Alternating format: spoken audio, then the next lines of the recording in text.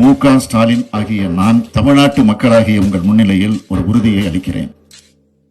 எனது அரசின் முதல் 100 நாட்கள் போர்க்கால அடிப்படையில் உங்கள் பிரச்சனைகளுக்கு தீர்வு காண்பதற்காக அர்ப்பணிக்கப்படும். இதற்கு நான் பொறுப்பு.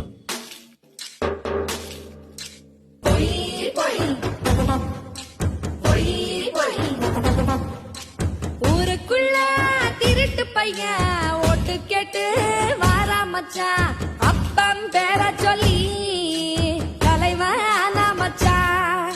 ஒரு கோர பசியோட நாட்ட சொரண்டத்தான் போய் சொல்லி வாரா மச்சான்.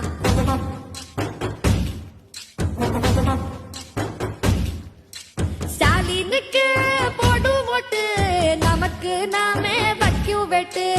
இப்போ இந்த தத்தி, நாளைக்கு உதயநிதி. தமிழ்நாட்டையே குடும்ப சொத்தாக்கிடுவான், இதை விடக்கூடாது மச்சான்.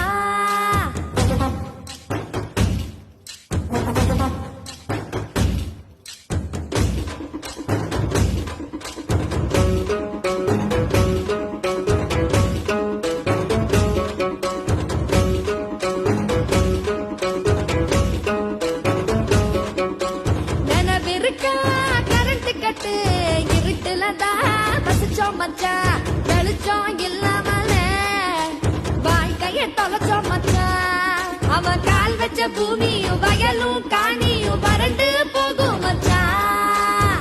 மீத்தேன் கையெழுத்து போட்டாரு ஸ்டாலின், தெரியாம போட்டாரா? மீத்தேன் திட்டம் நீட்டு தேர்வும் கொண்டாந்தது இந்த கூட்டணி தான். காவேரி ஜல்லிக்கட்டும் உயிரையும் காவு தந்தான்.